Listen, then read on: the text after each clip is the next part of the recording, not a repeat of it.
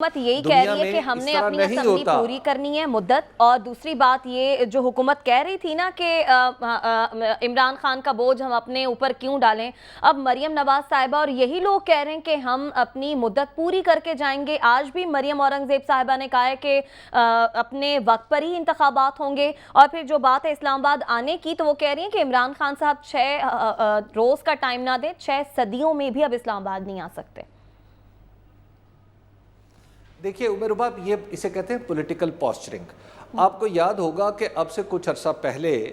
خود جب شہباز شریف صاحب یا نواز شریف صاحب، محترمہ مریم نواز صاحبہ اور پی ڈی ایم کے دیگر جو اصحاب ہیں، مثال مولانا فضل الرحمان مدظ اللہ علی، یہ تمام لوگ اس بات پہ اصرار کیا کرتے تھے کہ الیکشن ہونا چاہیے، یہی کہا کرتے تھے نا۔ بالکل بالکل۔ تو جب وہ الیکشن پر اصرار کر رہے تھے تو اس کا مطلب یہ نہیں تھا کہ الیکشن ہونا ہے، اس کا مطلب تھا کہ کوئی صورت نکلے۔ تو وہ صورت یہ نکلا کہ انہیں حکومت مل گئی 1.25 سال کے لیے، تو اب انہیں لگتا ہے کہ نہیں، اب 1.25 سال کے لیے جب حکومت مل گئی ہے تو ہمیں وقت پورا کرنا چاہیے۔ دیکھیے یہ پولیٹیکل پوسچرنگ ہوتی ہے، اس کا مطلب یہ نہیں ہے کہ وہ لازمی ہر صورت میں وقت پورا کرنا چاہتے ہیں۔ اگر موقع آ گیا، بیچ میں دباؤ زیادہ بڑھ گیا، صورتحال ہاتھ سے نکلنے لگی، تو آپ دیکھیے کہ یہ سارے لوگ جو آپ کو کہہ رہے ہیں نا کہ الیکشن نہیں ہونے چاہیے، یہ آپ کو الیکشن کے فیوز و برکات کے اوپر روشنی ڈالتے ہوئے نظر آئیں گے۔ اچھا حبیب صاحب،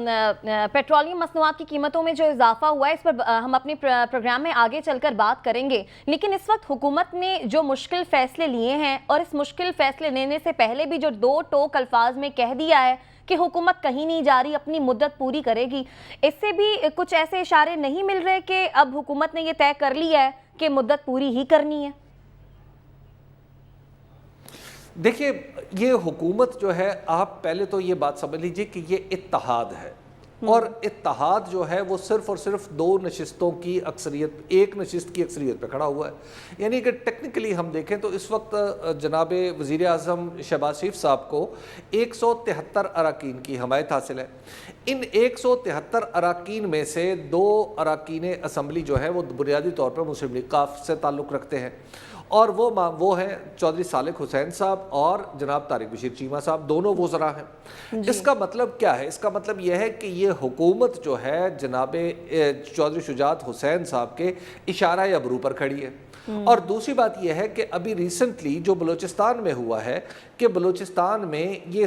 پی ڈی ایم کی تمام پارٹیز نے کہا تھا کہ ہم جام کمال صاحب جب عبدالقدوس بزنجو کے خلاف تحریک عدم اعتماد لائیں گے تو ہم ان کے ساتھ چلیں گے، یہ کل انہوں نے ٹی وی پہ آ کر کہا تھا۔ لیکن جام کمال صاحب جب اپنی تحریک عدم اعتماد لے کے گئے تو کیا انہیں پی ڈی ایم کی سپورٹ حاصل ہوئی؟ اور جواب ہے نہیں۔ تو اس کا مطلب ہے کہ خود بلوچستان عوامی پارٹی کے اندر بھی ایک خیال تو یہ ہے نا کہ اگر ہم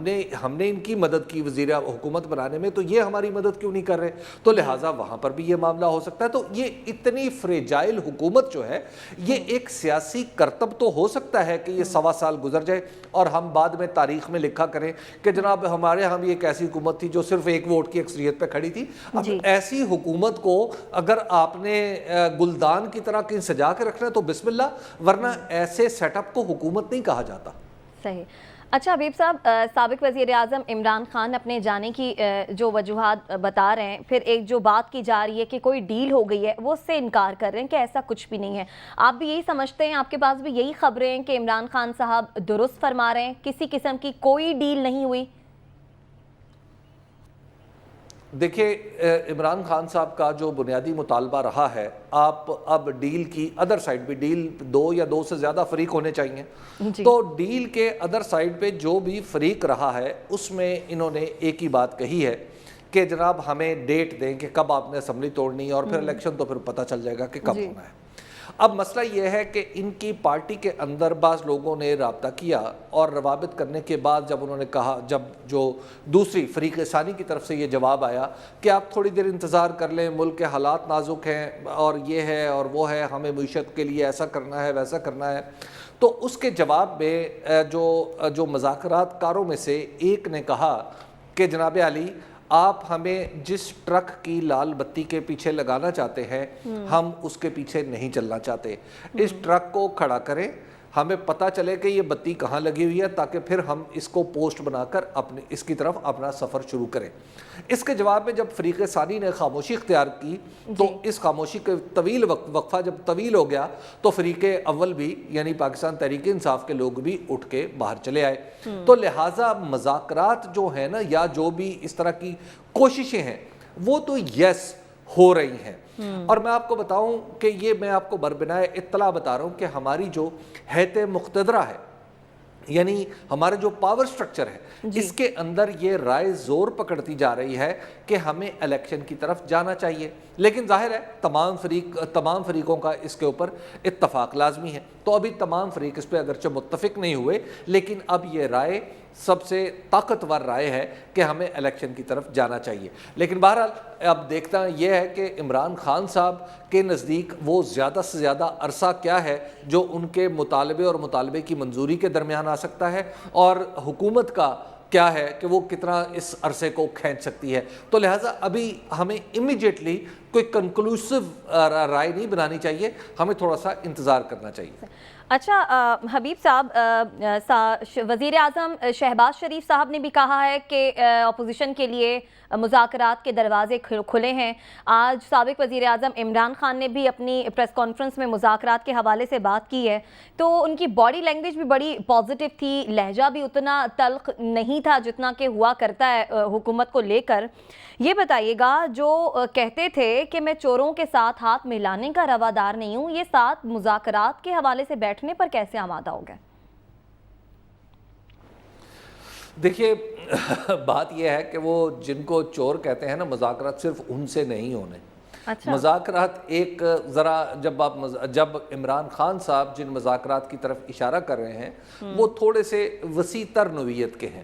اس میں ان کے سیاسی مخالفین بھی موجود ہیں اور ان کے پاکستان کے دیگر اکابرین بھی اس میں بیٹھے ہوئے ہوں گے۔ تو لہٰذا جب اس طرح کے مذاکرات کی بات کی جاتی ہے تو آپ کو لہجہ بھی نرم رکھنا چاہیے اور مذاکرات سے گریز بھی نہیں کرنا چاہیے۔ تیسری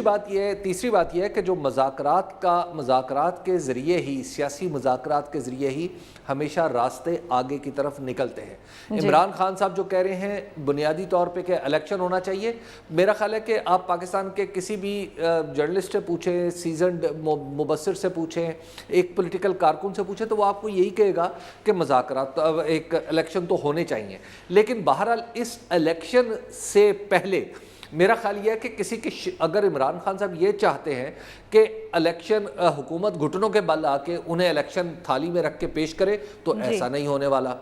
اور اگر حکومت یہ سمجھتی ہے کہ عمران خان صاحب گھٹنوں کے بل چکے ہیں اور ان سے الیکشن کی بھیک مانگیں تو ایسا بھی نہیں ہونے والا۔ اس کا مطلب یہ ہے کہ دونوں درمیانی صورت کی طرف چلیں تو معاملات بہتر ہو سکتے ہیں، جو ان پولیٹیکل پارٹیز کے حوالے سے بھی بہتر ہوں گے اور پاکستان کے حوالے سے بھی۔